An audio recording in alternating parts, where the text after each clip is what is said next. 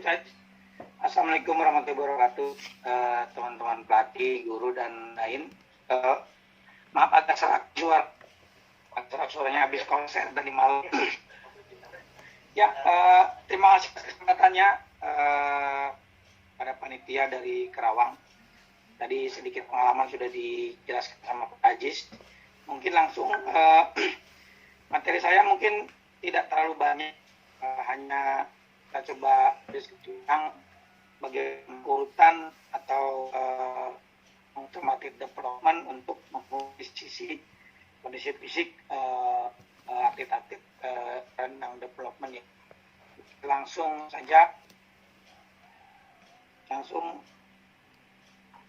ke halaman berikutnya.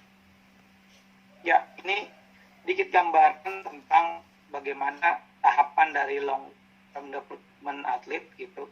Dari mulai aktif start 0 sampai 6 tahun, kemudian naik ke 6, 8, kemudian 9, 12, kemudian naik lagi ke 11, 15, 16, kemudian 16, 3 dan 11 ke atasnya.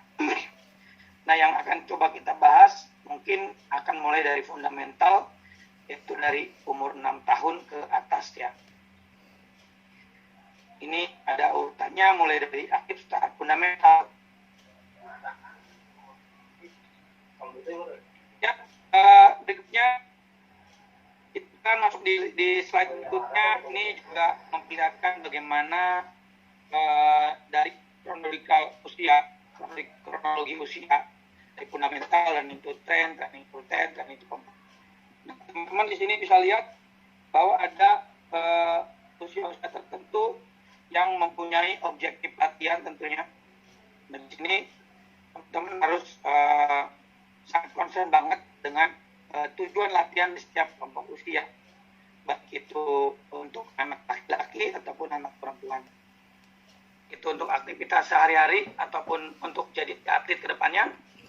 Tumap ini mesti dibangun, atau daya tahan jantung atau daya tahan kardio. Nah, ceritanya menurut salah satu sumber dari long term athlete development bahwa sangat signifikan sekali ini di usia 11 sampai 13 tahun untuk anak perempuan. Jadi mesti dibangun dari sejak usia 11 13 tahun untuk anak perempuan, kemudian untuk anak laki-lakinya itu dari 12 tahun sampai 14 tahun. Nah, kalau kita hubungkan dengan renang, tentunya ini teman-teman pelatih boleh kasih volume yang agak panjang di kolam maupun di darat ya. Jadi tentunya nanti juga akan kita bahas berapa jam di kolam, berapa jam di darat aktivitasnya. Nah, lanjut slide berikutnya. Recording in progress. Mudah-mudahan nggak putus lagi nih. Oke, aman. Ya, berikutnya komponen berikutnya adalah anaerobic capacity. Jadi tentunya ini berhubungan dengan kemampuan kecepatan. Ya. Nah, latihan anaerobik ini tentunya volumenya tinggi, tidak sih. Kalau menggunakan volume tinggi tidak signifikan. Jadi teman-teman harus mengembangkan anaerobik ini di usia 10 sampai 13 tahun. Nah, itu harus udah mulai diberikan latihan-latihan sprint pendek gitu ya. Misalnya di jarak 20 meter, 30 meter gitu. Nah, kemudian ini juga tidak baik kalau teman-teman pelatih memberikan latihan anaerobik terlalu awal, karena akan menyebabkan maladaptasi terhadap anak, atau istilahnya jadi tankinya tuh jadi keburu tebel lah istilahnya ya, jantungnya tuh keburu tebel bahasanya gitu. Jadi diawali dengan berikan latihan-latihan aerobik dulu, kemudian anaerobik gitu ya. Nah, kemudian pemberian porsi latihan secara gradual atau secara bertahap itu dimulai dari usia 12-14 tahun untuk anak perempuan dan 13 sampai 15 tahun itu jendela pertama untuk anak-anak laki-laki. Jadi tujuannya adalah memaksimalkan performa anak dari komponen kapasitas anaerobiknya. Berikutnya, nah ini saya sering mendengar juga, seringlah pertanyaan yang mempertanyakan kapan sih latihan daya tahan otot atau kekuatan otot diberikan. Nah, secara teori ini diberikan latihan kekuatan pada usia 13 sampai 15 tahun, mulainya di usia 13 tahun untuk anak laki-laki dan anak perempuan itu di usia 13 sampai 16 tahun. Tentunya tidak langsung berat. Tentunya teman-teman pelatih bisa kasih latihan dari mulai menggunakan berat badan sendiri gitu ya. Kemudian baru progres menggunakan berat yang lebih ringan, bisa menggunakan botol aqua yang diisi air, mungkin medicine ball, mungkin rubber. Kalau di renang biasa menggunakan tube atau rubber ya. Ya, ada jendela yang merupakan bagaimana itu menjadi optimal yang harus diberikan oleh pelatih. Jadi ada 5S istilahnya, ada stamina atau endurance, kemudian strength, kekuatan, speed, kecepatan, dan kemudian skill dan suppleness atau flexibility itu ya. Nah, tentunya ini juga ada tahapan-tahapannya, kapan mesti diberikan, kapan optimalnya komponen-komponen ini diberikan, dilatih diperkenalkan kepada anak-anak. Endurance biasanya diberikan pada masa permulaan VHF, Peak High Velocity. Jadi Peak High Velocity ini ceritanya adalah masa perkembangan anak, puncaknya. Jadi daya tahan ini sebaiknya diberikan pada masa permulaan. Nanti akan kita bahas di berikutnya, slide berikutnya. Nah, kemudian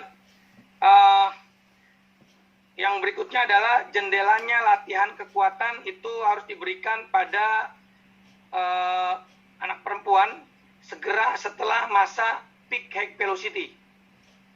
Sedangkan anak laki-laki itu diberikan 12 bulan sampai 18 setelah masa PHF anak laki-laki selesai, berakhir. Kemudian ini juga sering lupa bagaimana kapan gitu komponen kecepatan diberikan untuk anak laki-laki. Itu jendela pertama biasanya terjadi di usia 7 sampai 9 tahun. Nah, kemudian jendela keduanya atau windows yang keduanya di usia 13 sampai 16 tahun.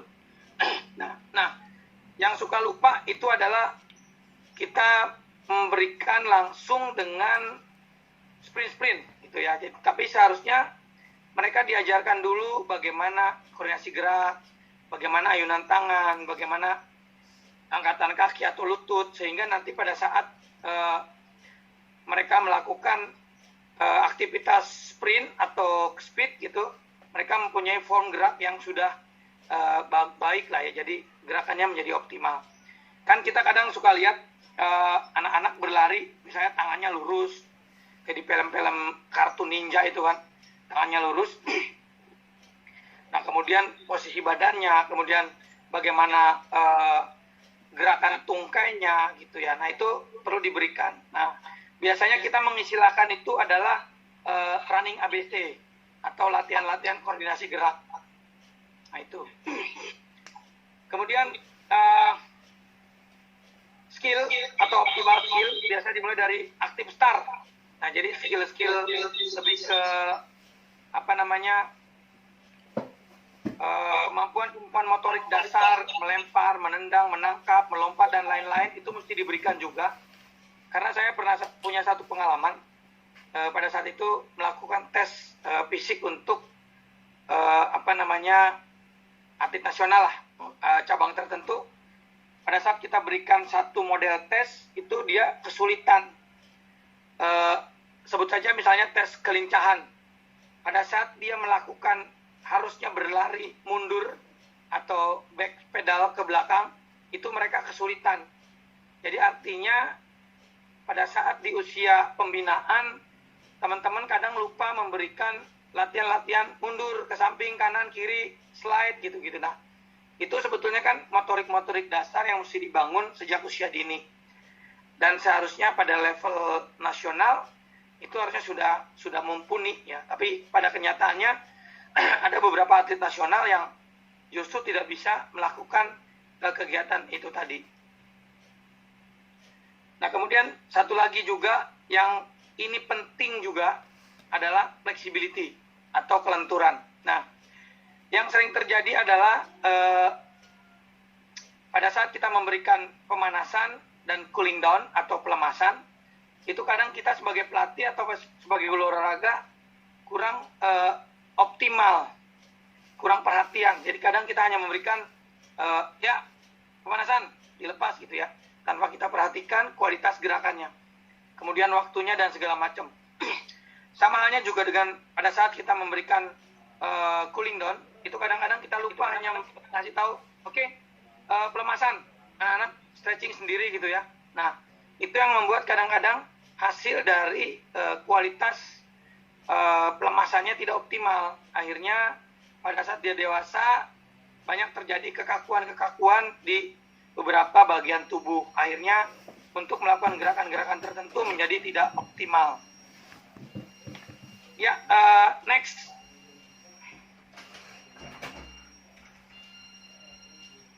Oke. Ya. Teman-teman di sini bisa lihat ada balok-balok merah dan biru. Nah, ini di atasnya adalah kronologi usia dari 5 sampai dengan 19 tahun.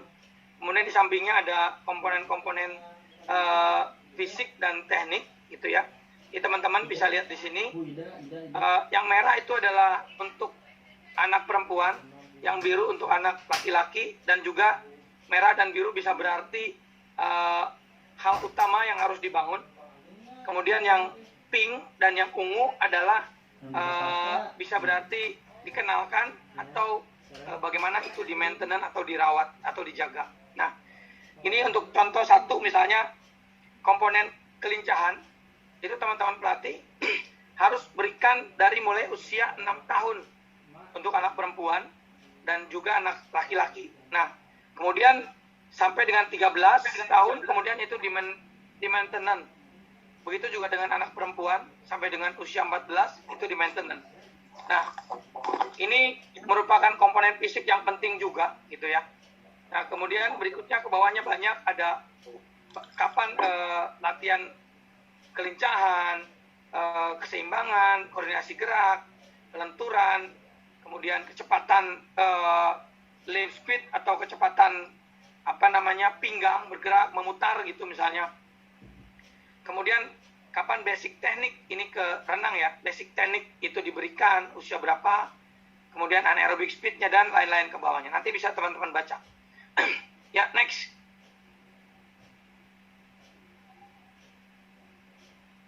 Oke, ini yang tadi sempat kita bahas di awal. Jadi ada perbedaan puncaknya perkembangan atau pertumbuhan anak perempuan dan laki-laki. Ini kita lihat puncaknya PHF untuk anak perempuan itu di usia 12 tahun. Sedangkan untuk anak laki-lakinya itu di usia 14 tahun. Nah, nanti ini teman-teman bisa baca ya, bisa lihat lagi. Jadi ini juga menentukan jendela-jendela. Nah, misalnya untuk anak perempuan, kapan misalnya latihan-latihan flexibility itu kita berikan, kita perkenalkan dari mulai usia 6 tahun. Yang tadi penjelasan yang di depan ya.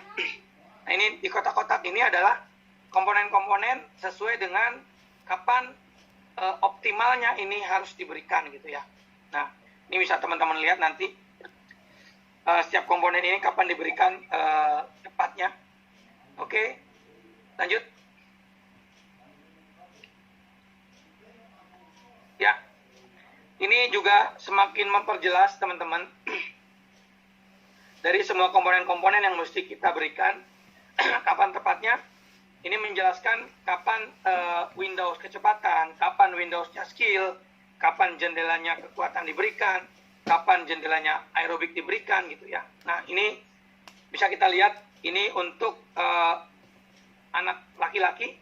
Misalnya tahapannya di samping paling kiri adalah usia, kemudian di kolom yang kedua adalah tahapnya dari fundamental, learning to train, dan selanjutnya.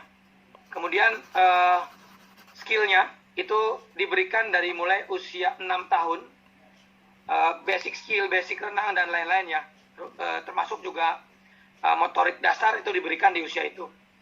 Nah, kemudian kecepatan itu diberikan di usia 6 tahun mulai untuk anak laki-laki, dan kemudian di Windows yang kedua itu di usia 11 tahun. Nah, kemudian kapan latihan kekuatan diberikan itu dimulai dari umur 12 tahun ke atas ya teman-teman. Tentunya kita tidak membayangkan memberikan latihan kekuatan yang berat-berat, enggak, tapi bagaimana diberikan latihan kekuatan yang mungkin baru teknik dulu, bagaimana push up yang benar, bagaimana squat yang benar, lunges yang benar gitu, menarik, mendorong, dan lain-lain. Nah, kemudian kapan daya tahan diberikan? Nah, itu juga mulai dari usia 12 tahun. Nah, next.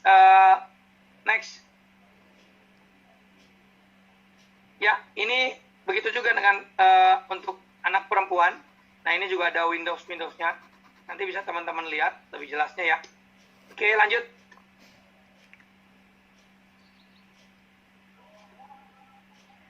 Nah, ini hanya satu contoh bagaimana anatominya seorang perenang dunia gitu ya. Ini di sini dibandingkan antara Michael Phelps dengan Hugh gitu ya. Jadi memang untuk mencetak satu atlet yang istilahnya levelnya, performanya tinggi, jadi memang harus ideal gitu ya.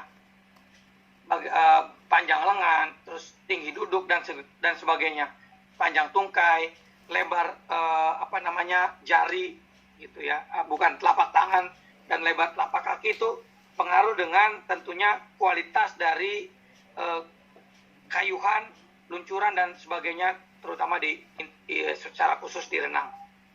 Oke, ya lanjut. Oke, nah ini teman-teman hal yang penting juga harus dilakukan oleh teman-teman pelatih. Jadi dari awal ini kelemahan di Indonesia pada umumnya. Jadi data ini kadang kita susah untuk nyarinya. Mungkin juga di nasional, kadang kita susah mencari track record progres dari kemampuan fisik setiap atlet. Nah ini, jadi kenapa ini menjadi penting?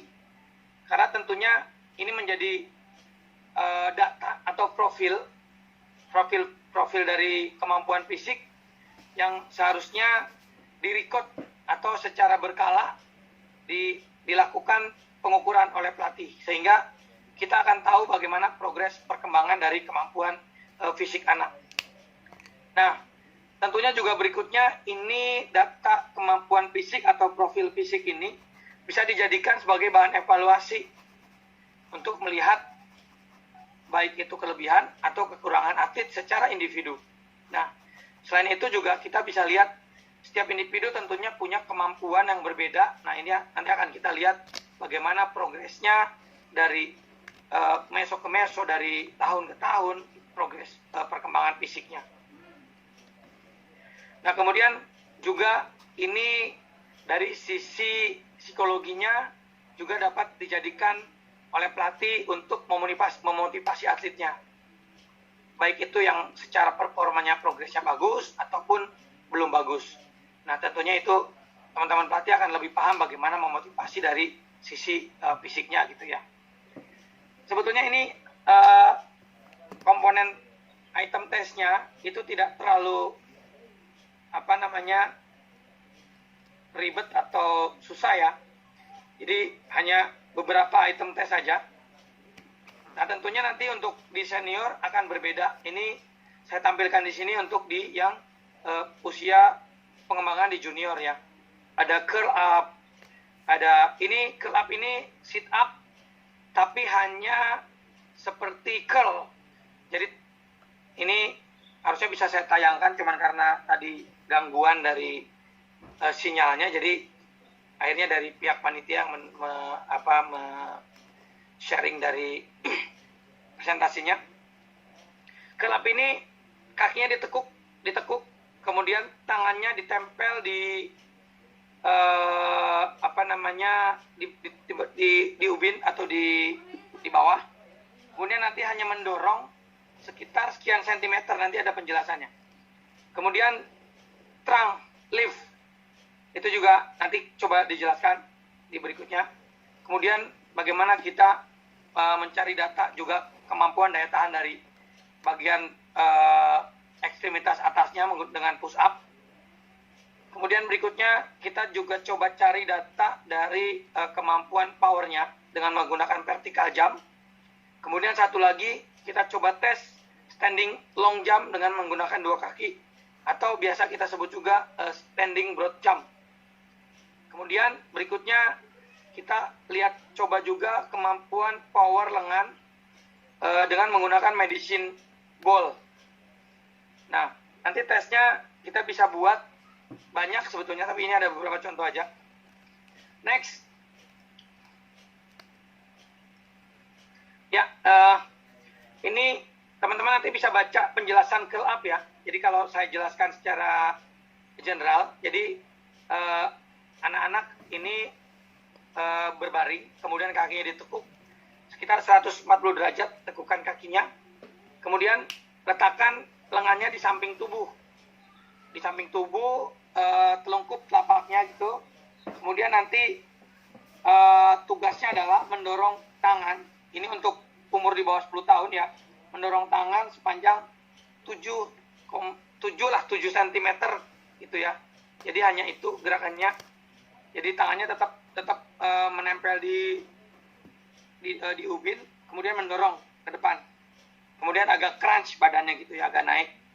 Dadanya agak naik, kepalanya agak naik, tapi tangannya tetap ditempel di bawah sampai dengan 7 cm.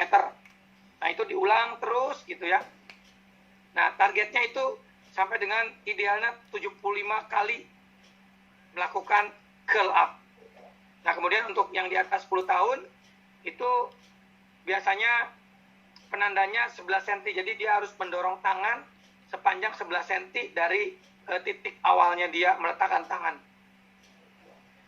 Nah, kemudian trunk lift itu untuk melihat kelenturan dari belakang ya, pinggangnya. Jadi posisinya tengkurap, kemudian tangannya dikasih penanda dulu di depan pandangan atau di bawah jidat ya, di bawah jidat lah. Penanda hitam gitu, apapun boleh, misalnya bentuknya lingkaran atau apapun. Kemudian lengannya diletakkan di samping badan atau di bawah badan, di bawah perut ya. Kemudian telapak tangannya terbuka ke atas. Nah, kemudian matanya menatap ke penanda yang kita taruh tadi di jidat. Kemudian dia mengangkat pinggangnya terus seperti orang kayang ya, kayang ke atas terus menenting, tapi pandangannya tetap ke arah ke penanda tadi. Nah, nanti kita akan ukur sampai ke dagunya. Kadang ada yang ukur ke hidung, ada yang ukur ke dagu. Jadi kalau kita melakukan tesnya ke dagu, tes berikutnya harus ke dagu. Tapi kalau kita melakukan ke hidung, tes berikutnya harus ke hidung. Ya, berikutnya adalah posisi push up. Nah, ini teman-teman udah tahu semua lah push up ya. Makanya. Jadi tangannya dibuka selebar bahu, kakinya selebar bahu juga, pandangannya ke bawah gitu ya. Jadi nggak ke depan tapi ke bawah. Nah, nanti bagaimana posisi push up yang benar adalah posisi tangannya, sikutnya itu sampai rata dengan punggung. Itu artinya 0 di bawah. Kemudian pada saat mendorong betul-betul lurus. Kemudian posisi badannya juga lurus dari mulai punggung, pantat, kaki, paha itu lurus. Nah, itu dilakukan selama secara kontinu. Nggak boleh berhenti karena tujuannya untuk melihat bagaimana kemampuan daya tahan otot. Nah, kadang-kadang yang protokol yang suka dilanggar itu berhenti, nggak boleh berhenti. Kalau sudah berhenti itu artinya sudah tidak tahan, jadi artinya sudah stop gitu di situ. Nah, berikutnya vertical jump. Nah, ini bisa dilakukan dengan hanya perlu dinding teman-teman, dinding yang rata, kemudian bawahnya yang rata, kemudian satu penggaris itu bisa meteran atau penggaris yang panjang.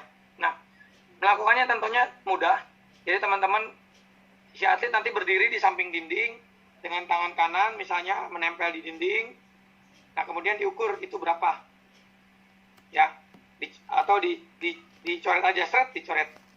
Gitu. Kalau yang simpelnya gitu. Kalau misalnya mau buat alat boleh pakai meteran atau pakai bikin lah gitu ya. Diukur sampai atas. Tapi kalau simpelnya cukup dengan menempel di dinding, tangannya lurus, tempel, diukur jarinya, dikasih ciri penanda, kemudian habis itu melompat dengan awalan, kakinya ditekuk, kemudian melompat, meraih setinggi-tingginya. Nah, hasil raihan itu nanti diukur ke bawah berapa senti. Nah, itu akan dapat berapa dapatnya itu teman-teman. Nah, kemudian standing long jump. Ini juga untuk mengukur power tungkai, sama dengan tadi vertical jump. Nah, ini berdiri dikasih tanda, misalnya pakai lakban hitam misalnya gitu ya, nolnya, kemudian melakukan awalan dengan seperti pada saat mau start di renang, tapi nggak megang ya, cuman setengah jongkok gitu, kemudian tangan diayun ke depan, lompat sejauh-jauhnya. Nanti diukur tumitnya, yang paling belakang ya, berapa kemampuannya. Nah, kemudian berikutnya seated medicine ball toss, ini untuk mengukur power lengan. Jadi sebetulnya yang paling teman-teman bisa buat, ini kan bentuknya mendorong ya, mendorong gitu dari dada ke depan untuk mengukur power lengan. Nah, kemudian juga teman-teman bisa buat satu lagi sama menggunakan medicine ball. Kemudian duduk, kakinya ditekuk, medicine ball-nya di atas kepala, kemudian diayun ke depan, throwing, dilempar ke depan, itu untuk mengukur kemampuan powernya juga, tapi lebih fungsional ya, seperti pada saat hayuhan tangan itu, padding. Ya, lanjut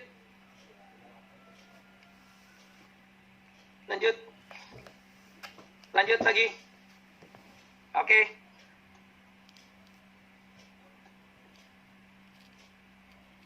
Ya.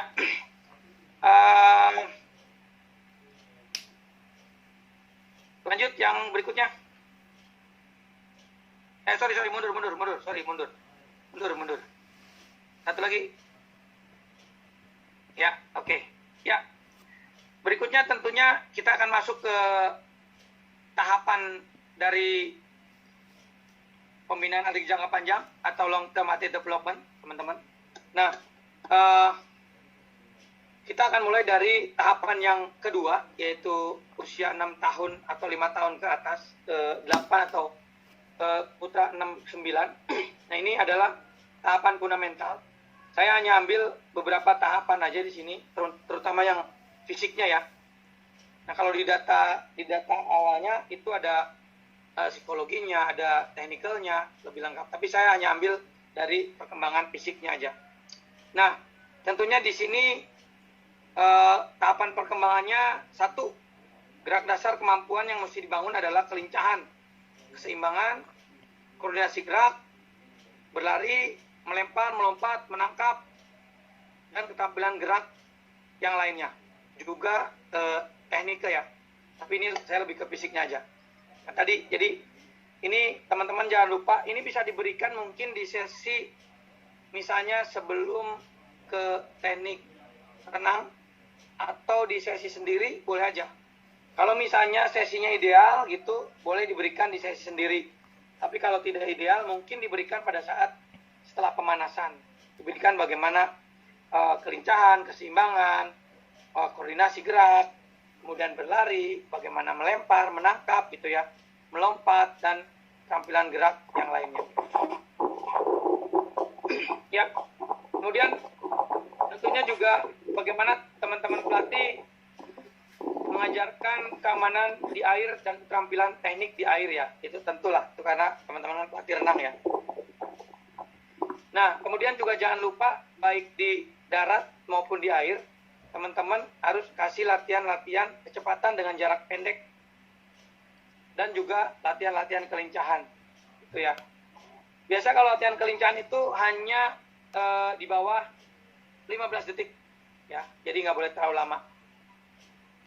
Kemudian berikan juga latihan-latihan kekuatan tentunya dengan menggunakan berat badan sendiri, misalnya custom push up, misalnya menggunakan lutut, kemudian atau berbagai model gerakan core boleh diberikan, yang statis maupun yang dinamis itu boleh diberikan. Kemudian berikutnya adalah kuantitas aktivitas fisik termasuk latihan di luar kolam. Nah, jadi di usia ini idealnya karena kan untuk mencapai ideal kayaknya agak susah ya, karena pasti latihan cuma hanya seminggu 2 kali gitu ya. Nah, di usia ini tentunya idealnya 1-3 sesi per minggu. Nah, kemudian nanti bertahap menjadi 4-6 sesi per minggu. Ya. Kemudian satu sesinya berapa lama? 30-60 menit per sesinya. Di sini yang diutamakan adalah volume atau pengulangan atau repetisi yang banyak. Itu jadi intensitasnya itu rendah. Jadi yang jadi target adalah lebih ke pengulangan banyaknya.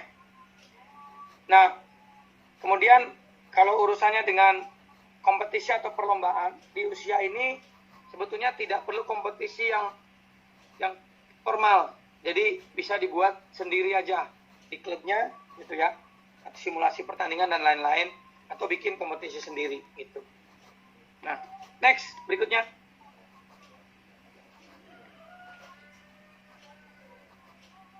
Oke. Ya.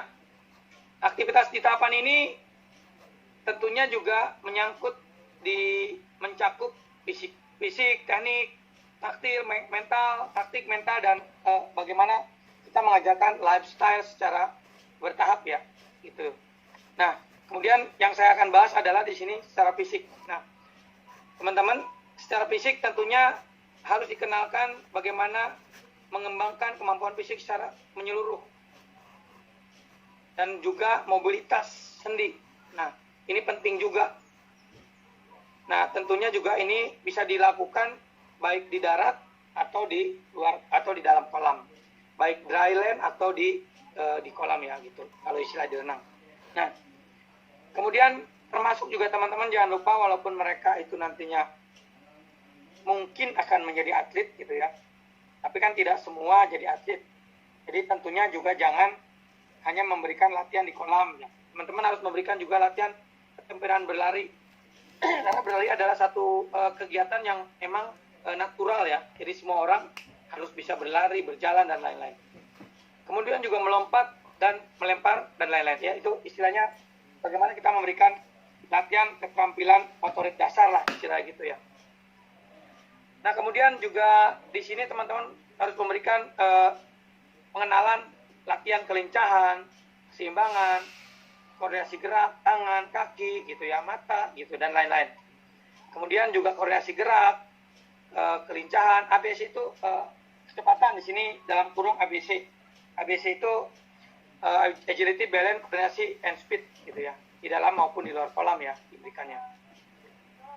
Kemudian tentunya dalam memberikan latihan-latihan kecepatan ini durasinya pendek, 20 meter, 10 meter, 15 meter, 30 meter, gitu ya. Nah, tentunya juga bisa diberikan dengan menggunakan metode games. Bisa lari bolak-balik dan lain-lain lah gitu ya. Itu bisa dilakukan di luar dan di dalam kolam. Kemudian tentunya yang dibangun juga kecepatan linear, lateral ke samping, linear itu lurus gitu ya. Lateral, samping, kanan, kiri. Kemudian multi direction itu jadi ke seluruh arah. Jadi sehingga nanti anak-anak ini akan mempunyai kemampuan gerak yang baik ya, jadi general gitu, tidak langsung, tidak hanya sedikit lah gitu ya. Nah, di bawah ini teman-teman ada contoh di mana sesi 3, 4, 6 per minggu.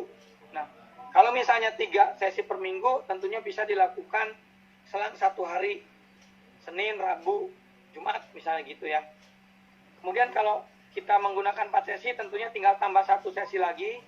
Misalnya Senin, Rabu, Kamis, Jumat libur, Sabtu gitu misalnya. Nah kalau 6 sesi itu kita berikan latihan sampai dengan hari Sabtu gitu. Atau misalnya Sabtu nggak ada, Minggu atau terserah, tergantung dari klubnya masing-masing. Nah ini adalah tentunya jadwal latihan ideal untuk usia ini. Nah tapi kan kemungkinan agak susah ya di Indonesia nih.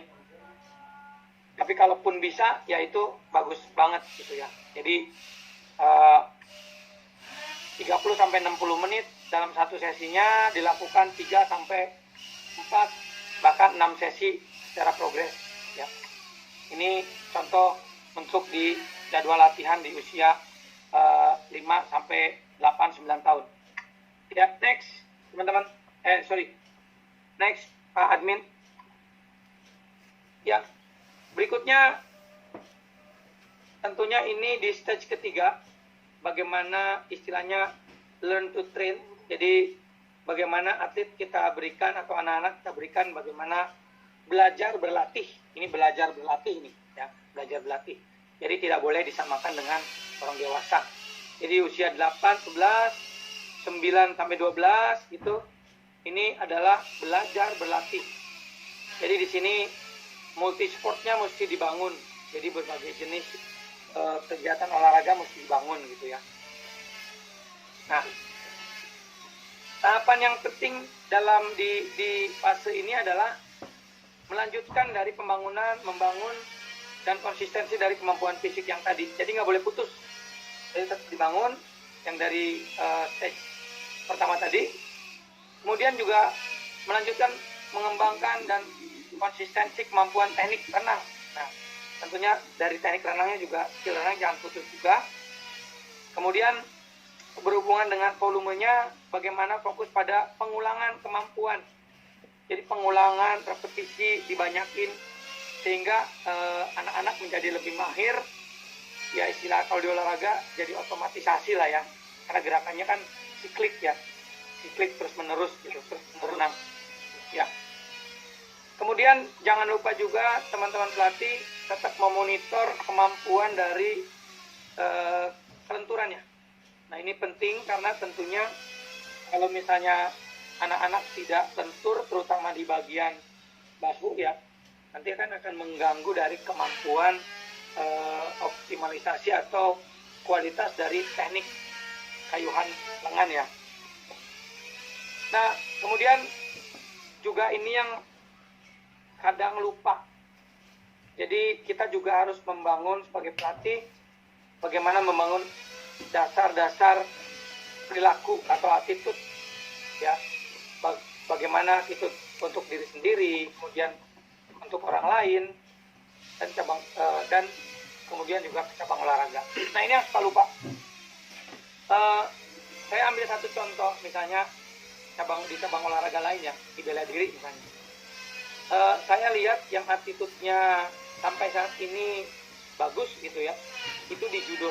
Jadi bagaimana mereka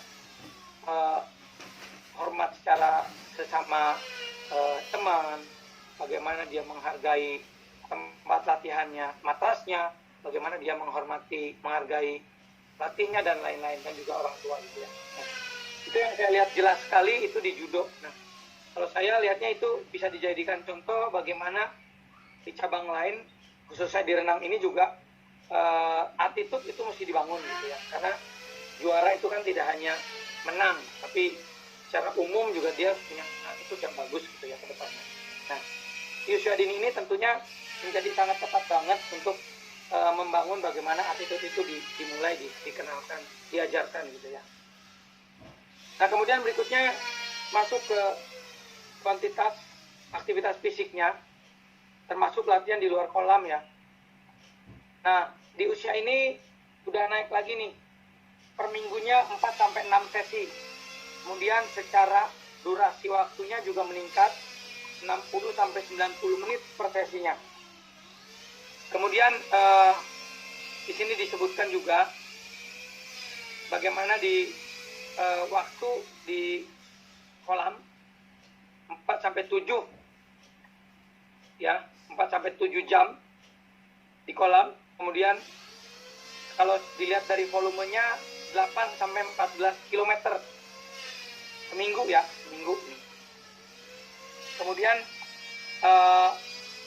jangan lupa juga selain latihan di kolam, anak-anak ini juga mesti diberikan aktivitas olahraga lain. Ya mungkin 2-3 cabang, mungkin bisa bola, bisa atletik, bisa senam, apapun lah di luar renang, untuk memperkaya kemampuan motoriknya, gitu ya. Dalam 1 tahun itu, oke.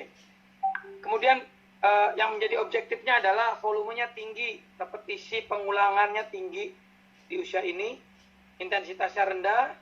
Kemudian teman-teman pelatih harus lebih fokus ke bagaimana pengembangan skill ya, jadi kualitas. Jadi harus dievaluasi biar tidak terjadi kesalahan yang berulang, sehingga nanti jadinya otomatisasinya jadi salah gitu. Nah, kemudian intensitas dari mulai rendah, kemudian progres ke sedang, gitu ya, mengikuti kemampuan kemahiran dari kualitas ke teknikalnya. Ya.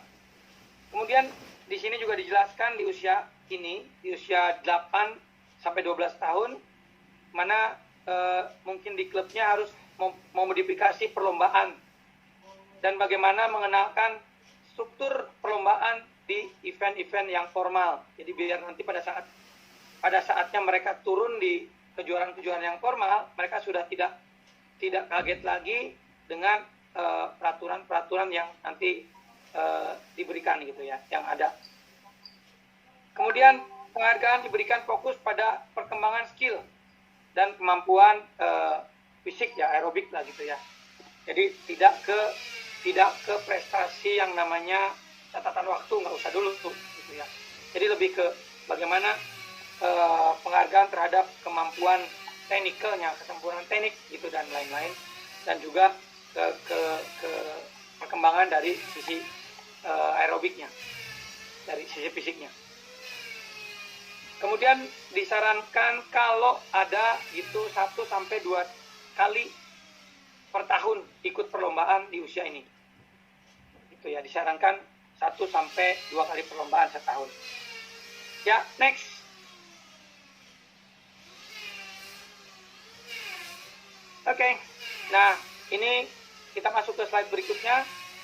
Secara fisik, jadi juga ini melanjutkan membangun kelincahan, tetap dibangun kelincahan, keseimbangan juga tetap dibangun dengan banyak metode keseimbangan, koordinasi gerak juga dibangun, kecepatan koordinasi gerak dibangun, baik di dalam maupun di luar kolam. Nah, kemudian tentunya latihan-latihan kecepatan dilakukan tetap masih dalam durasi pendek atau jarak-jarak pendek. Kemudian juga daya tahan melalui latihan-latihan dengan game, misalnya bisa dengan main bola atau main game, main basket dan lain-lain, itu bisa diberikan. Nah, kemudian untuk pembebanan teman-teman bisa berikan dengan menggunakan medicine ball, rubber dan lain-lain ya, yang tentunya bebannya lebih ringan lah, mungkin 20-30% dari berat badan anak gitu ya, atau mungkin bahkan 20%-an gitu, ringan. Kemudian juga jangan lupa kelenturan harus tetap dijaga terus, di-maintenance terus, dibangun terus ya.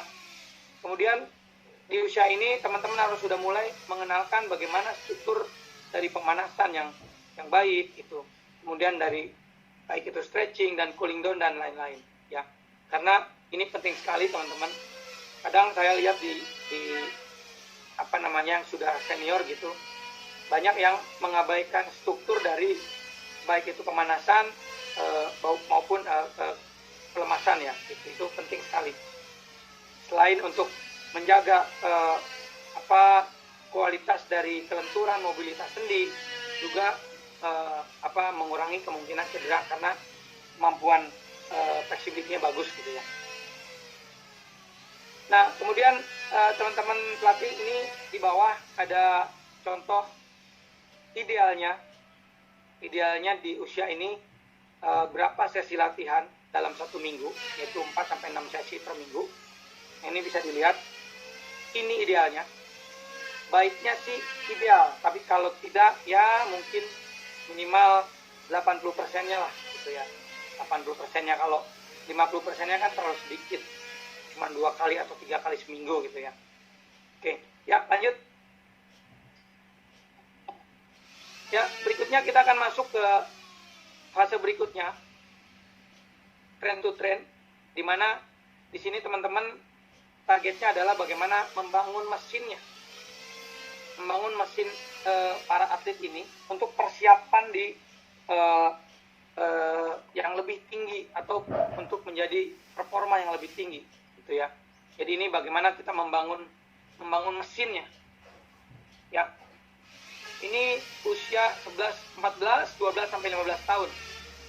Nah, tahapan ini di mana teman-teman harus mengembangkan lebih lanjut dan kemahiran dalam kemampuan teknik kecabangan. Nah, ini urusannya teman-teman lebih paham lah ya, bagaimana mengembangkan teknik kecabangan lebih lanjut secara kualitas, gerak, dan lain-lain. Nah, kemudian bagaimana juga teman-teman membangun kemampuan aerobik. Ya, aerobiknya terus dibangun, atau bahasa gampangnya yang biar kita lebih gampang adalah VO2max-nya terus dibangun, gitu ya. Tangki bensinnya dibangun biar gede gitu. Kemudian bagaimana kita memaintain dan mengkonsolidasi dari kemampuan skill gitu ya, skill kemampuan ya. Kemudian speed dan flexibility jangan lupa, tetap harus itu dibangun. Nah, kemudian bagaimana itu membangun kekuatan usia 12 sampai 18 tahun ini. Kalau untuk cewek itu biasanya dimulai segera gitu ya, setelah masa peak height velocity berakhir. Nah, kalau untuk cowok biasanya tunggu 12 sampai 18 bulan setelah masa perkembangan puncaknya. Ya, kemudian mulai diberi pengenalan, belajar mengenai mental skill, bagaimana mungkin mengatasi latihan yang agak capek gitu ya, kemudian bagaimana juga mengatasi kesiapan mental pada saat mau bertanding dan sebagainya. Nah, kemudian tetap teman-teman ini menjadi hal yang utama juga, bagaimana dari komponen kelenturan harus tetap dimonitor biar tidak hilang. Nah, itu akan mengganggu kalau mulai hilang. Ya, kemudian berikutnya adalah bagaimana kuantitas aktivitas fisiknya. Nah, ini lebih ideal lagi, 6 sampai 12 sesi per minggu. Idealnya ya. Ini untuk usia 12, 15 ya. 11, 14 putri, 12, 15 putra. 6 sampai 12 sesi per minggu. 60 menit sampai 120 menit per sesi. Tentunya ini bersih ya teman-teman, bersih gitu ya. Ini durasi bersih, 60 menit itu durasi bersih. Tidak termasuk pemanasan dan cooling down. Jadi ini bersih. Nah, kemudian berapa waktu di kolam? Waktu di kolam di sini disebutkan 12 sampai 24 jam per minggu. Nanti tinggal bagi aja tuh. Per sesinya bisa sampai 2 jam. Kemudian kalau dihitung dari volume jarak, di sini antara 24 sampai 30 km per minggu. Atau mungkin kalau sudah itu dianggap mampu, teman-teman nanti bisa progres menjadi 40 sampai 50 kilometer per minggu. Nah, kemudian jangan lupa juga tetap teman-teman harus kasih yang namanya multilateral development, yaitu hubungannya salah satunya adalah berikan partisipasi 1 sampai 2 cabang olahraga dalam 1 tahun. Gitu ya. Jadi mesti ikut juga cabang olahraga yang lain sebagai menambah kemampuan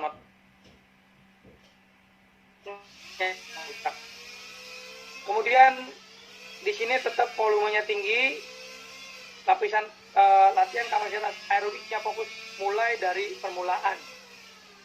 peak height velocity sampai dengan puncak peak velocity, karena tadi sempat kita bahas bahwa di fase itu adalah merupakan fase optimal untuk membangun daya tahan aerobik gitu ya. Kemudian intensitas dari latihan kecepatan mengikuti puncaknya gitu ya. Tadi juga kita sempat lihat kapan latihan kecepatan diberikan, itu yang berhubungan dengan picking height velocity-nya baik putri maupun putra. Ya. Berikutnya, objektif perlombaan disarankan 1-2 siklus per tahun. Jadi 2 kali perlombaan setahun. Penghargaan perlombaan fokus pada kemampuan pencapaian jarak dan stroke. Nah, ini masih di pencapaian jarak dan stroke ya. Jadi masih dilihat dari kemampuan capaian kualitas stroke, jumlah stroke, dan berapa jauh dia melakukan jarak yang dicapai gitu ya. Kemudian membangun modalitas dalam perlombaan seperti struktur pemanasan dan cooling down yang sempat tadi kita bahas. Nah, ini mesti diberikan kesadaran, karena kalau tidak diberikan pemahaman sejak usia dini, kayaknya nanti tidak akan menjadi suatu kebutuhan gitu ya pada saat mereka dewasa. Jadi mesti dari sejak usia dini ini dibangun agar menjadi suatu kesadaran ya gitu. Kemudian mulai dikenalkan, karena kadang-kadang kan banyak gitu ya, satu orang biasanya di renang main beberapa nomor gitu ya. Nah, mungkin di sini mulai dikenalkan bagaimana taktik. Nah, itu teman-teman pelatih yang lebih paham. Mungkin bagaimana pengambilan di awal, berapa stroke cepat misalnya. Mungkin di jarak tertentu stroke panjang, atau di jarak tertentu stroke sprint lagi. Nah, itu teman-teman pelatih lebih paham lah ya. Ya, next. Ya, berikutnya kita langsung. Jadi di komponen fisiknya utamakan pada keseimbangan dan kondisi fisik umum. Ini jadi kita masih bicara fisik umum, karena di sini kan judulnya tadi membangun engine lah ya, membangun. Jadi bagaimana kita, istilah gampangnya, bagaimana biar jantungnya tuh gede lah, tangkinya gede, bensinnya banyak gitu. Jadi nanti pada saat kita berikan di berikutnya, di level berikutnya drill banyak, tidak akan bermasalah dengan pemulihan gitu. Ya. Kemudian prioritas latihan aerobik pada masa permulaan PHF, peak height velocity. Jadi pada saat mulai permulaan fase PHF ini, latihan daya tahan harus sudah mulai diberikan. Kemudian berikan latihan kekuatan untuk anak perempuan setelah masa PHF. Segera ya, immediately lah, segera. Nah, kalau anak cowok kan 12 sampai 18 bulan setelah masa PHF ini selesai gitu ya. Nah, kemudian fokus pada otot-otot yang walaupun sebetulnya harusnya semua otot dibangun ya, tapi tentunya ada fokus pada otot di bahu, shoulder, kemudian di otot di siku, di elbow, kemudian bagaimana juga core-nya dibangun, kemudian juga di pin dan ankle-nya juga dibangun, kemudian juga stability-nya jangan lupa, kestabilan tubuhnya jangan lupa dibangun. Metodenya banyak itu teman-teman, jadi tentunya nanti kalau turun langsung di lapangan lebih enak bagaimana memberikan model-model latihan yang tadi gitu ya. Kemudian jangan lupa yang terakhir, kelenturan itu jangan lupa, sampai kapanpun jangan lupa, karena itu paling gampang hilangnya tuh kelenturan. Ya, karena tanpa berasa pada saat kita tidak melakukan latihan mungkin pemanasan dan cooling down yang secara terstruktur, secara baik, secara optimal, lama-lama akan numpuk, lama-lama jadi kaku, dan kemungkinan cederanya sangat mungkin. Nah, next, di bawah ini teman-teman bisa lihat secara sesi latihan juga progres. Jadi di usia ini mulai dari 4 sesi per minggu sampai dengan 12 sesi per minggu. Kalau yang serius ya harusnya ideal ya 6 sampai 12 sesi. Progres ya, progres. 6 dulu mungkin, naik 7, naik 8, naik 9, 10, 11, 12 gitu. Ya, next.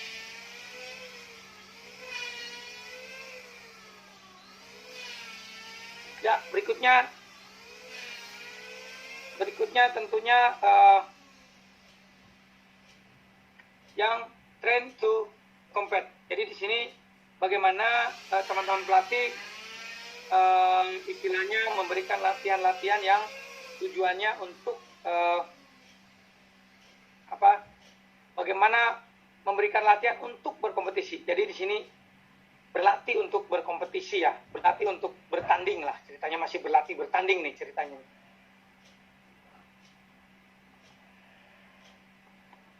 Ya,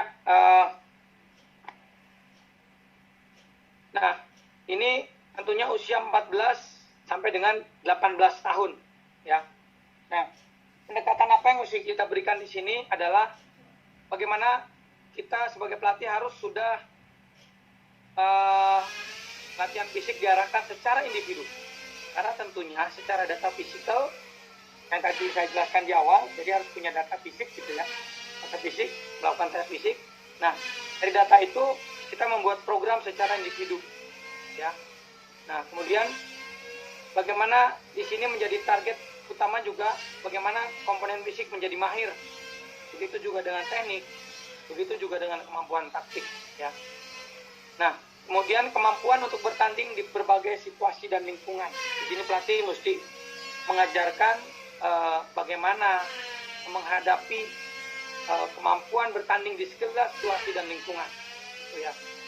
Nah, kemudian ini selalu diingatkan, kelenturan itu harus selalu dijaga, harus selalu dibangun. Kemudian melanjutkan dari tadi mengajarkan attitude, lifestyle, dan lain-lain. Ini teman-teman pelatih juga harus mengajarkan bagaimana tanggung jawab terhadap diri sendiri, terhadap tim, terhadap cabang olahraganya, terhadap pelatih, dan lain-lain. Gitu ya. Dan juga membangun lifestyle sebagai calon atlet gitu ya, atau atlet lah gitu. Bagaimana pola tidur, bagaimana pola struktur dari latihan, bagaimana dia disiplin waktu, bagaimana dia sadar akan mana sih makanan yang boleh dimakan, mana yang nggak boleh dimakan. Nah, itu harus sudah mulai diajarkan, ya, ditanamkan. Nah, kemudian membangun komponen kekuatan berdasarkan fase peak height velocity. Jadi bagaimana anak perempuan diberikan langsung setelah masa ini berakhir. Nah, kalau untuk anak laki-laki tadi 12 sampai 18 bulan setelah masa puncak perkembangan berakhir. Itu ya. Kemudian juga bagaimana kita pelatih dan atlet harus bisa memanage performa saat bertanding. Jadi bagaimana biasanya kalau bahasa di kitanya di pelatihannya, bagaimana fase tapering dan preparation menjelang pertandingan itu kita manage sedemikian rupa sehingga hasilnya menjadi optimal lah ya. Gitu. Jadi kadang saya masih ketemu yang gini, begitu mendekati kompetisi, volume latihan ditambah. Nah, itu akan menjadikan justru kemungkinan fatigue atau kelelahan. Akhirnya pada saat tanding performanya nggak optimal karena badannya fatigue gitu ya. Bukannya performanya yang peak yang dapat, justru malah fatigue-nya. Itu kadang saya masih ketemu tuh. Yang begitu mau kompetisi disikat gitu ya. Volumenya ditambahin. Ya, lanjut. Belum. Berikutnya adalah bagaimana kuantitas aktivitas fisik termasuk latihan di luar dan di dalam kolam. Nah, ini naik lagi sesinya teman-teman. Di usia ini tentunya naik lagi. Udah mulai 8 sesi sampai 12 sesi per minggu. Kemudian waktunya yang tadinya 60 menit sekarang naik jadi 90 sampai 120 menit per sesi latihan.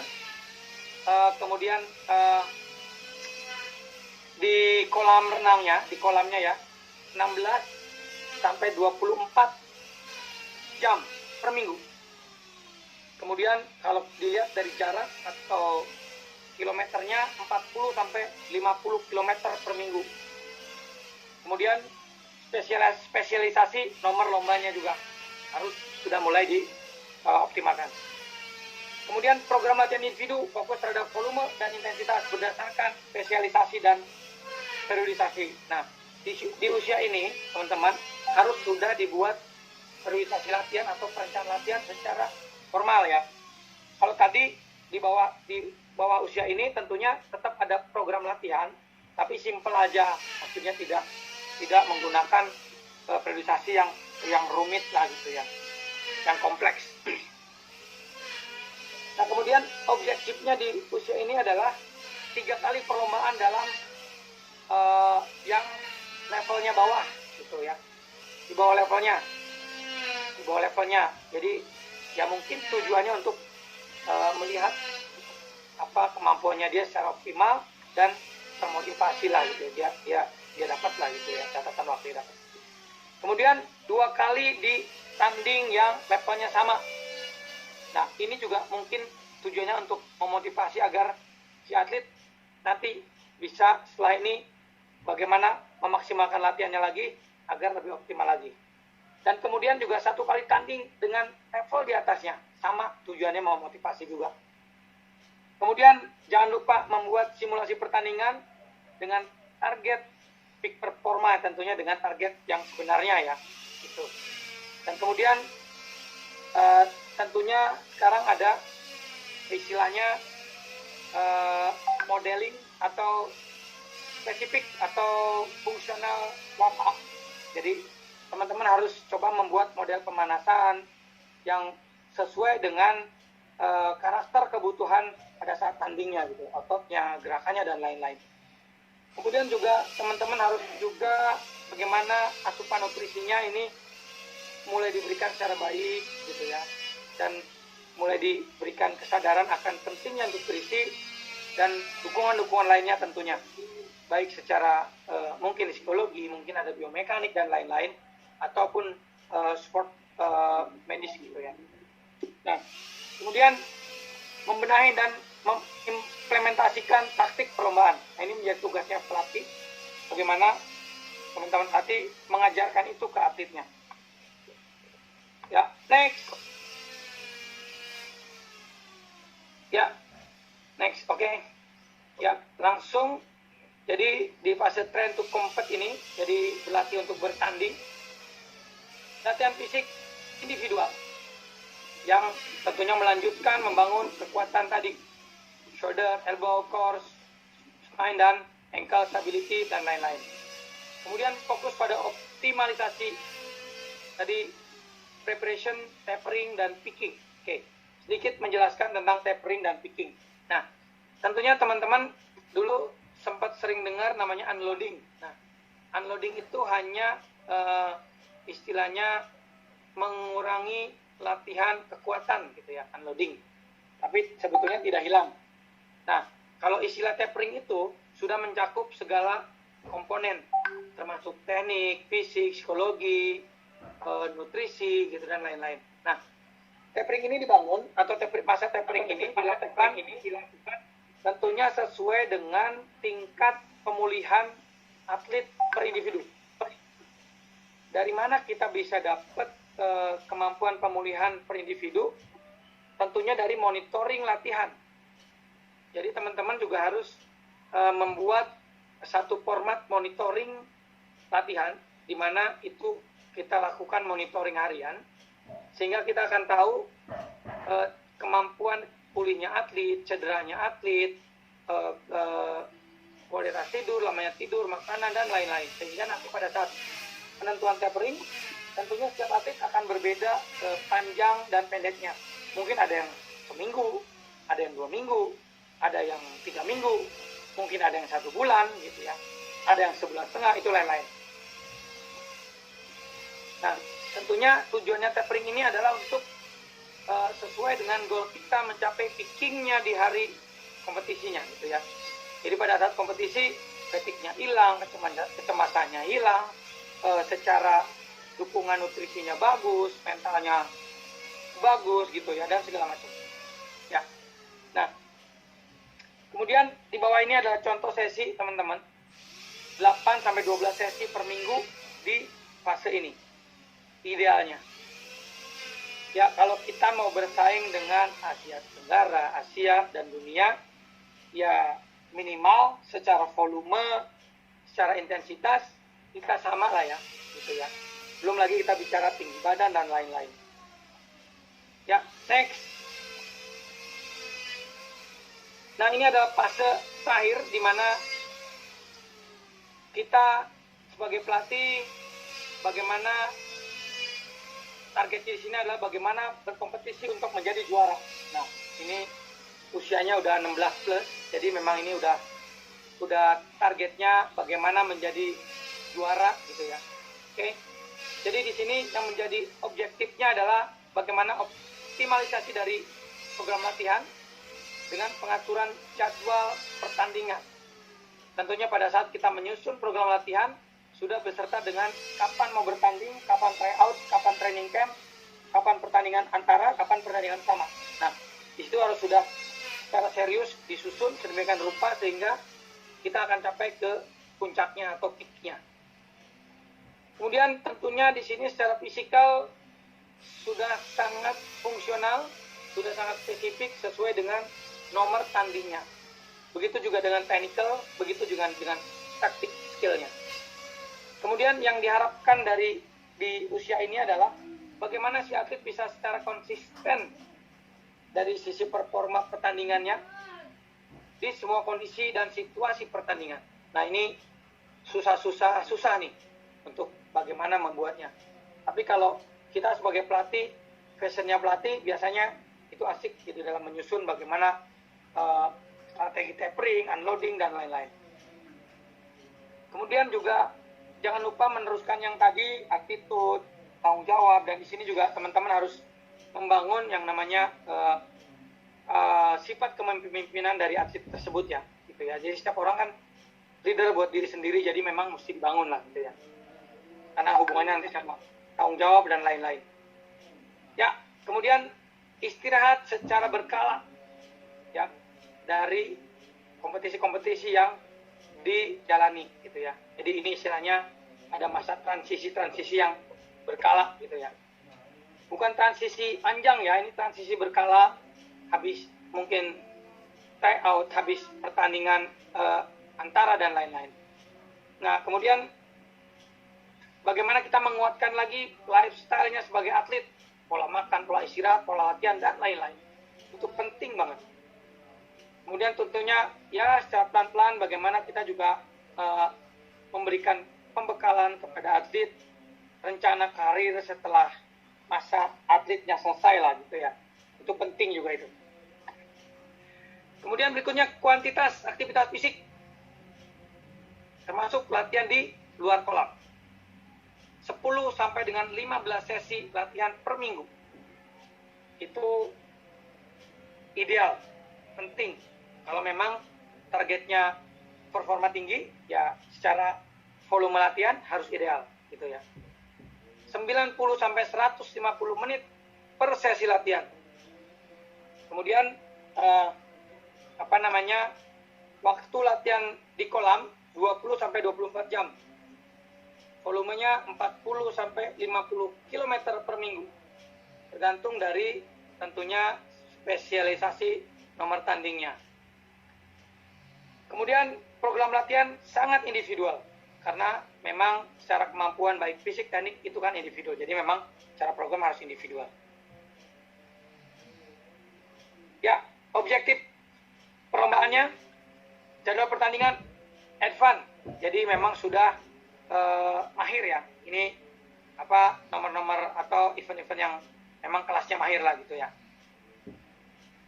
Kemudian apa yang menjadi target di setiap pertandingan?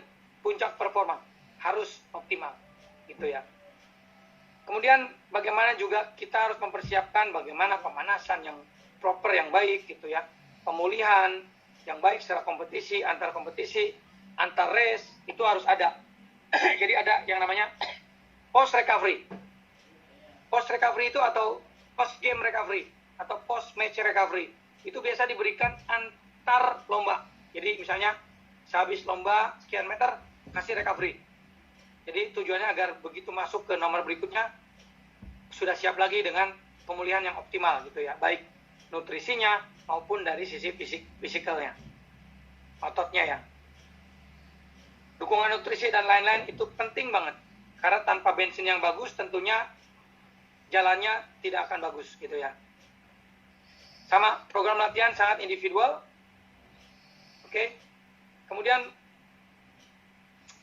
berikutnya terakhir itu bagaimana kita sebagai pelatih juga memperbaiki juga dan bagaimana mengimplementasikan dari taktik dan strategi pertandingan di lapangan. Tentunya pelatih teknik lebih paham itu. Next. Ya, oke. Yang menjadi fokus secara fisik di fase ini adalah fokus menjaga performa dan kemungkinan meningkatkan lagi kemampuan fisiknya. Kalau masih mungkin tingkatkan lagi fisiknya, optimalkan lagi fisiknya. Kemudian tetap bahasanya di sini menguatkan lagi shouldernya, elbownya, core-nya, spinalnya, dan ankle stability-nya juga mesti dibangun. Karena tentunya itu pengaruh dengan kaki ya di bawah gitu buat lecutan.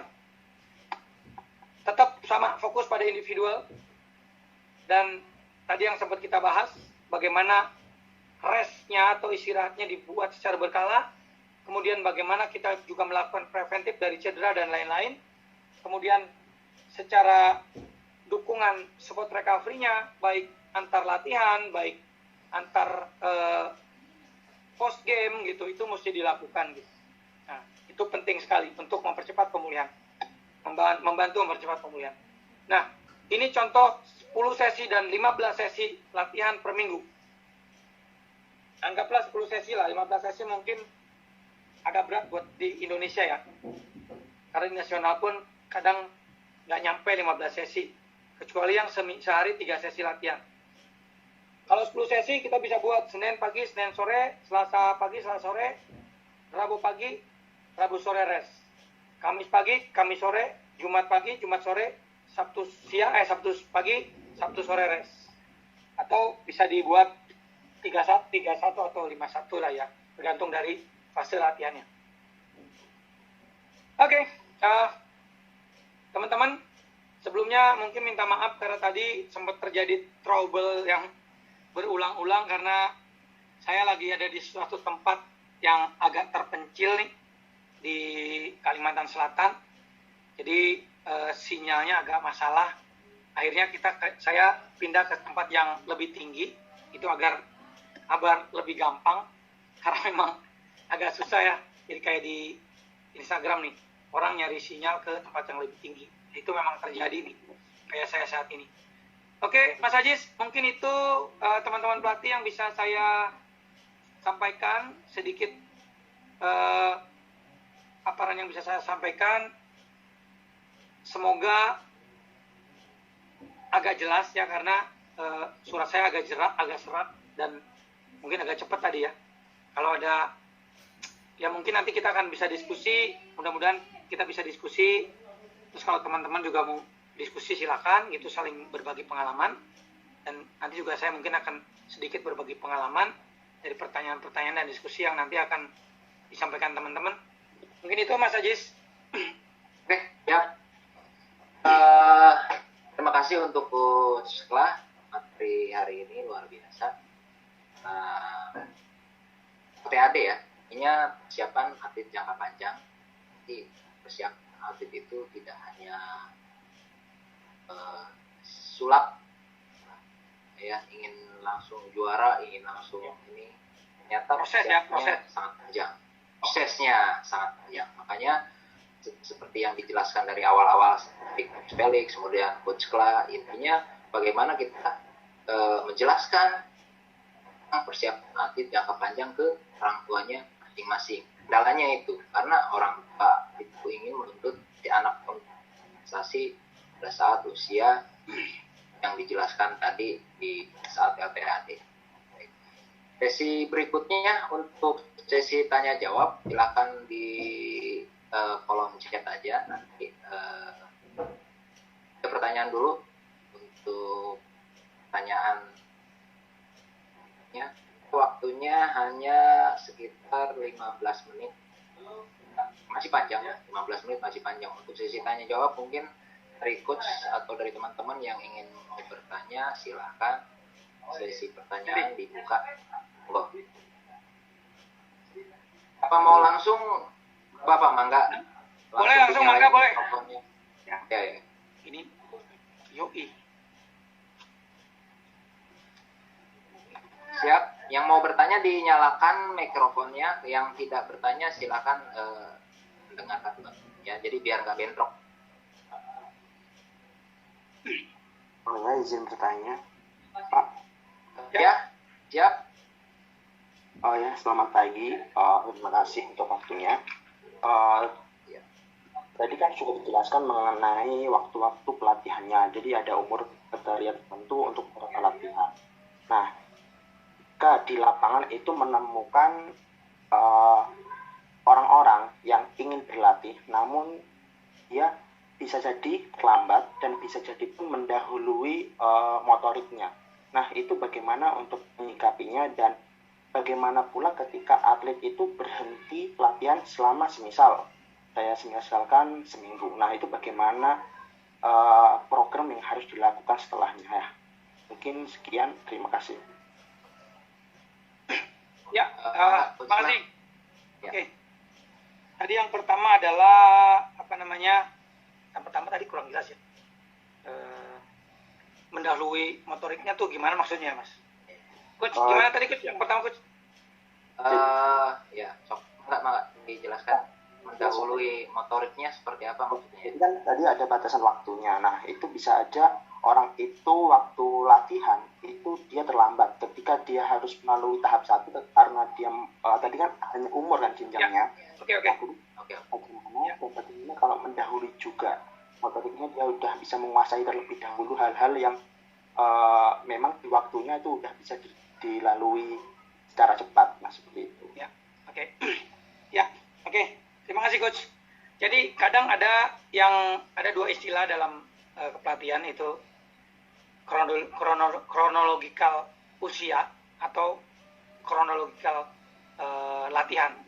Nah, kadang yang tadi kasus itu juga banyak terjadi gitu ya.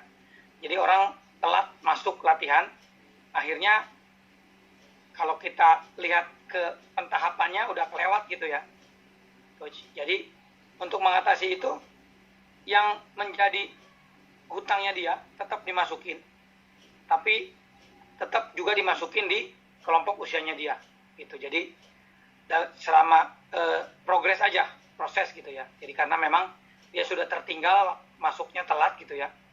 Tapi utang yang ke belakang itu tarik aja ke situ, walaupun mungkin ada sesuatu yang tidak optimal karena jendelanya sudah kelewat. Tapi minimal kita tetap memberikan itu, tetap berprogres terus gitu. Jadi kasih lanjut aja, nggak apa-apa. Maksudnya tidak terpaku dengan tadi usia gitu ya. Karena memang terlambat dia masuknya gitu. Nah, pertanyaan berikutnya adalah kalau atlet tidak latihan seminggu gitu ya.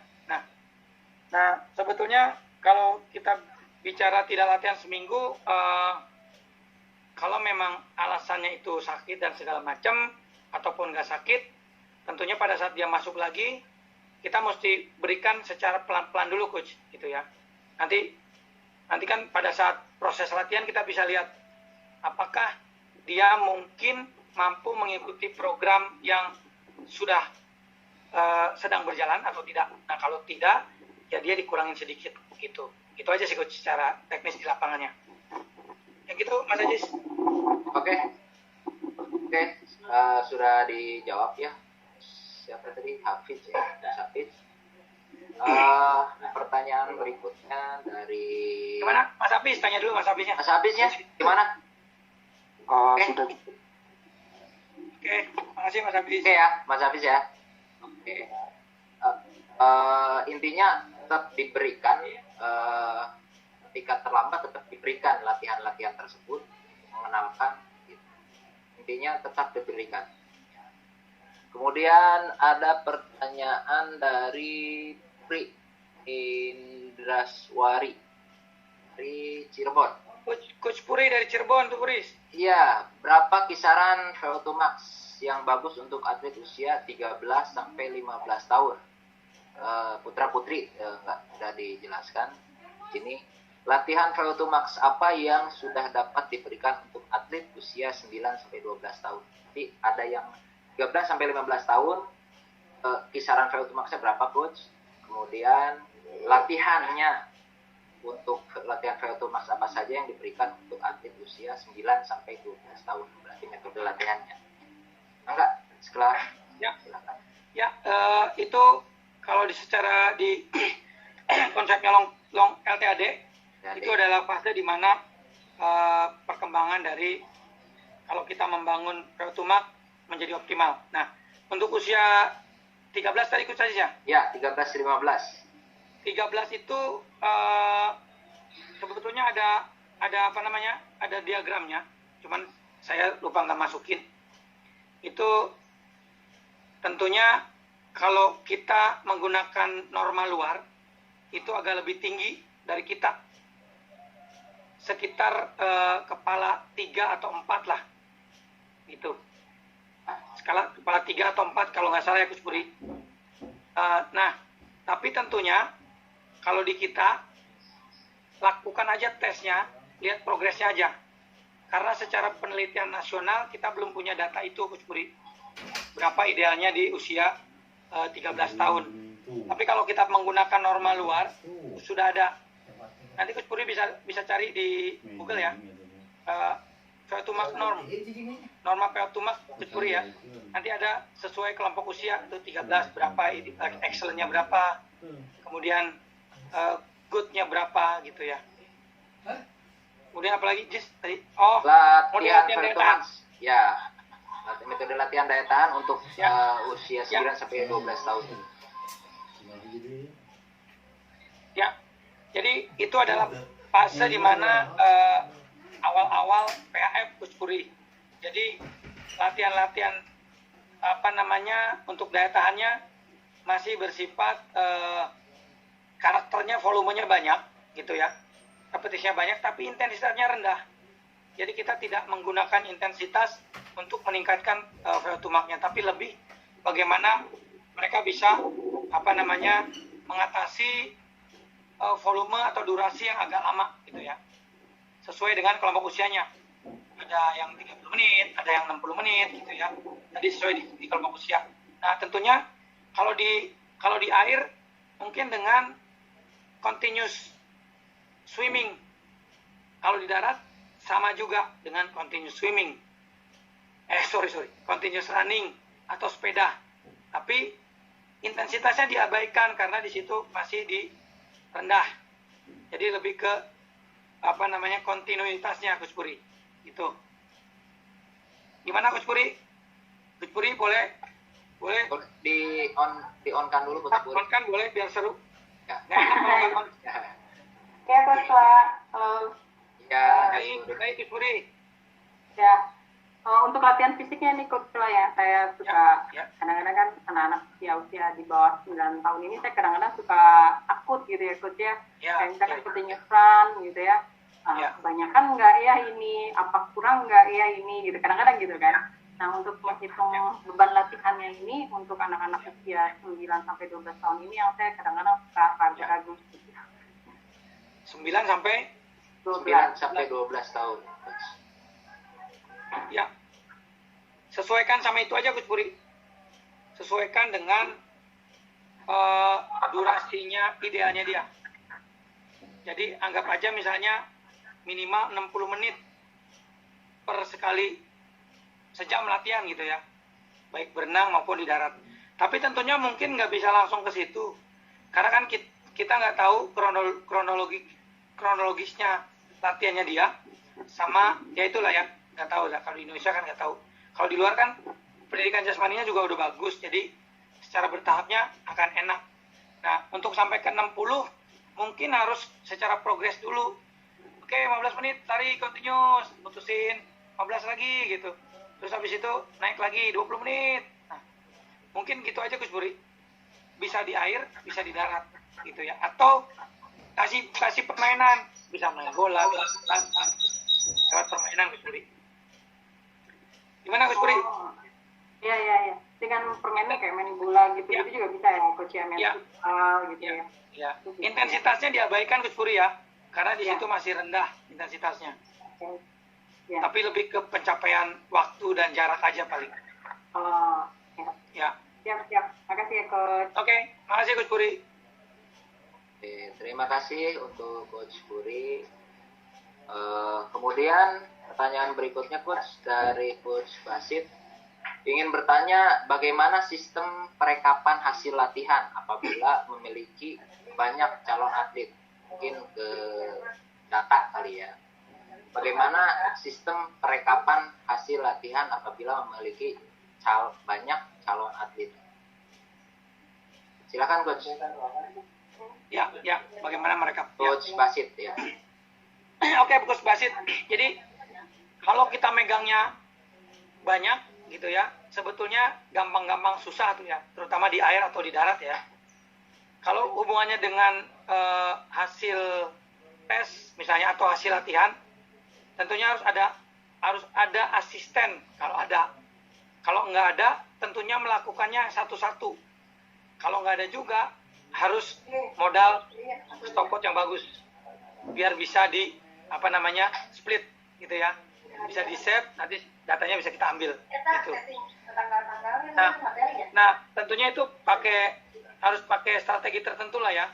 Maksudnya kalau atletnya banyak, tentunya kan ada perbandingan ideal antara jumlah atlet dengan pelatih gitu. Kalau misalnya tidak bisa dipegang terlalu banyak, ya mau nggak mau harus dibagi 2 sesi coach.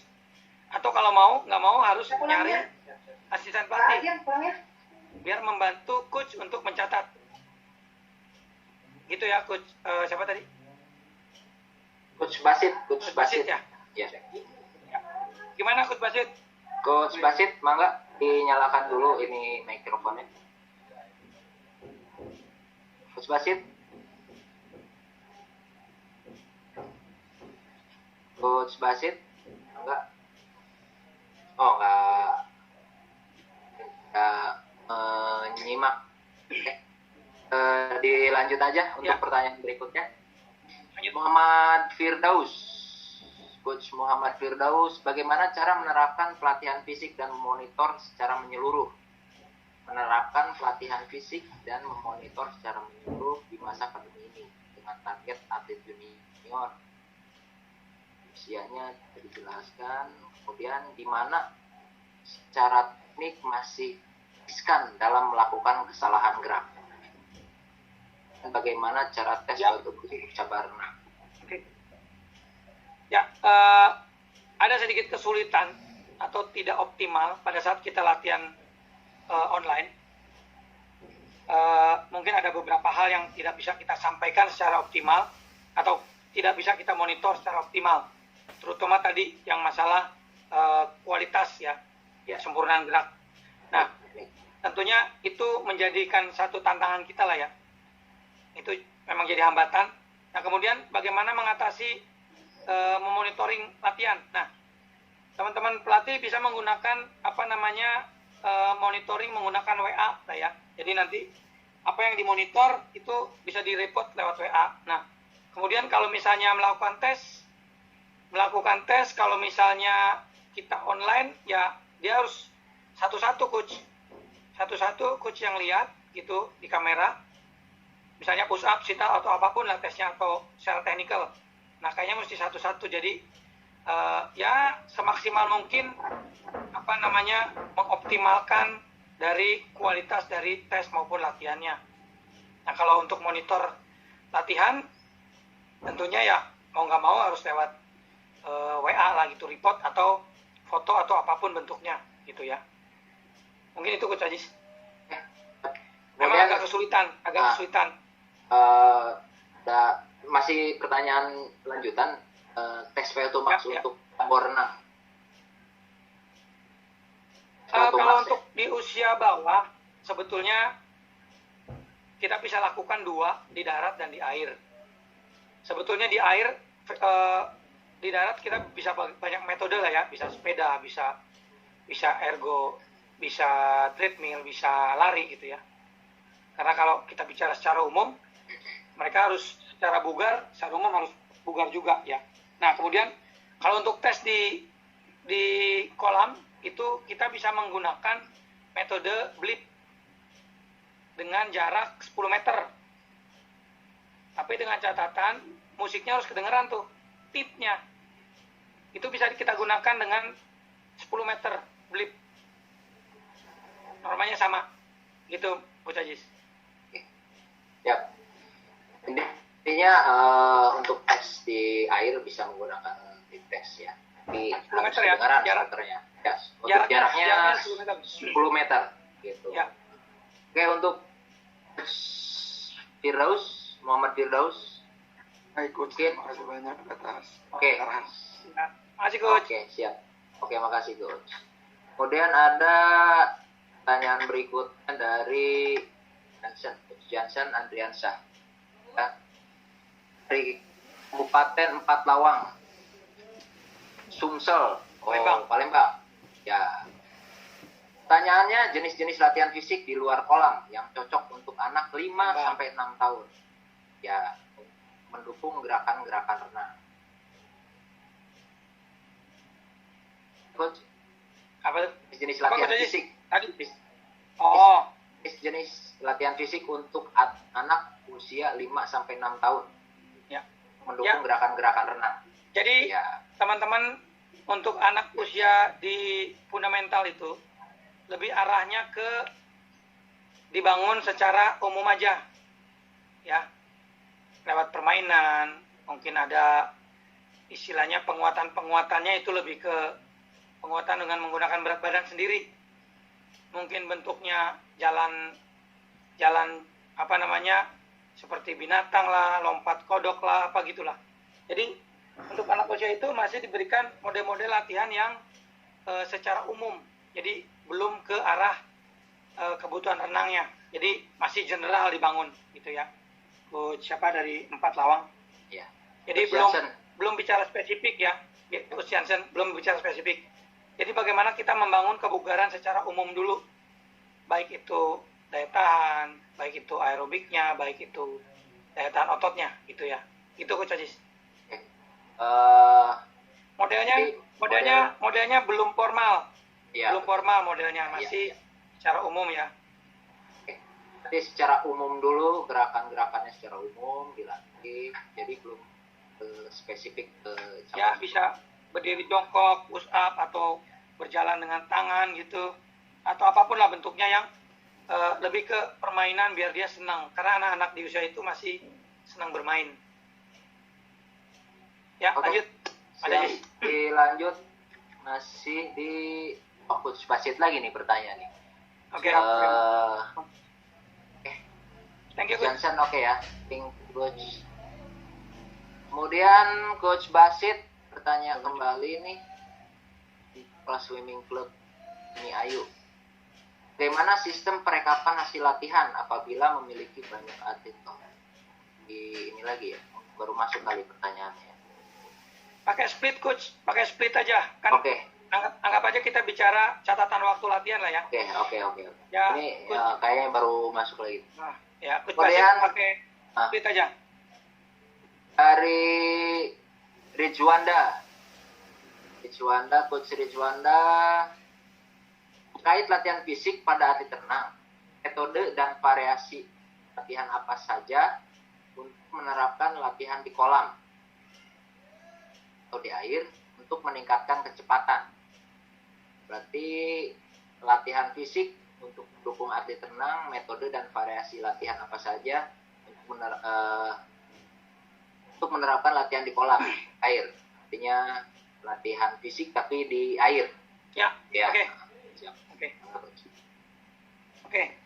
Ya, Coach, itu sebetulnya banyak metodenya ya.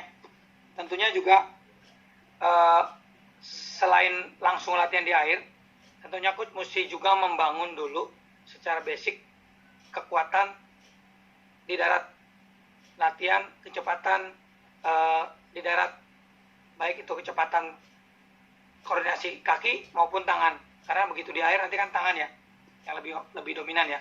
Nah, berhubungan dengan itu tentunya coach harus membangun kekuatannya di lengan, di semua lah ya, secara general. Terutama otot-otot yang dominan untuk renang. Otot tariknya, otot dorongnya gitu, otot kayuhan di kakinya gitu ya. Kemudian di latissimus dan lain-lain. Nah, kemudian kalau dihubungkan dengan metode untuk latihan kecepatan di air, tentunya kan nanti ada yang namanya frekuensi stroke frekuensi ya, stroke lengan. Nah, hubungannya dengan kecepatan di air, bagaimana kemampuan kecepatan stroke dan juga kualitas kayuhan sehingga luncurannya bagus. Nah, tentunya metodenya banyak, tapi intinya adalah bagaimana coach membangun otot-otot yang menjadi kebutuhan otot untuk berenang.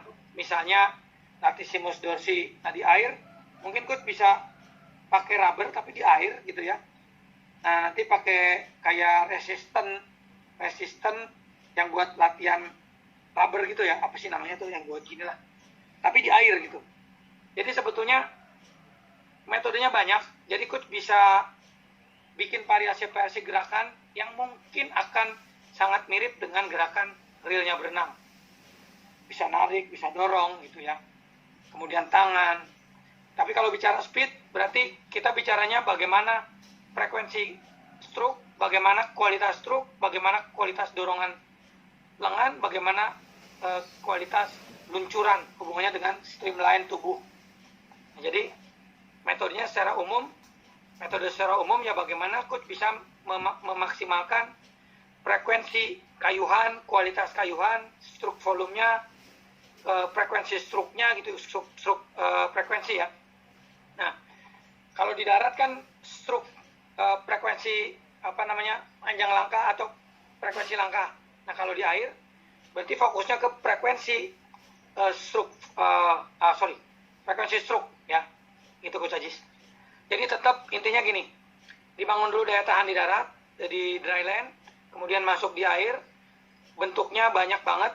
Salah satunya bagaimana bisa membuat model latihan yang mirip atau fungsional atau manipulasi dari gerakan renang sebenarnya, kemudian masuk ke stroke, frekuensi stroke-nya. Jadi kan kecepatan hubungannya dengan frekuensi stroke, kualitas luncuran. Itu aja Coach Ajis. Oke. Ya, Coach Rizwanda, gimana? Boleh dinyalakan mikrofonnya. Coach Rizwanda. Oke. Intinya ketika di air untuk meningkatkan kecepatan lebih ke spesifik gerakan yang di nomor masing-masing. Artinya mendekati gerakan yang di nomornya. Misalnya untuk gaya dada ya, bagaimana caranya meningkatkan kecepatan di renang gaya dada karena menggunakan rubber. Struknya gitu. Sama kekuatannya. Sama kualitas luncuran, stroke-nya itu yang harus diperhatikan untuk meningkatkan. Pertanyaan terakhir untuk panitia sampai 12.30 ya. Ya. Cek panitia untuk. Oke, terima kasih. Sudah melewati. Ya. Oke, siap. Gimana? Pak, satu pertanyaan lagi deh, terakhir deh. Mungkin ada yang penasaran untuk pertanyaan selanjutnya. Satu pertanyaan ya. Akhir satu pertanyaan.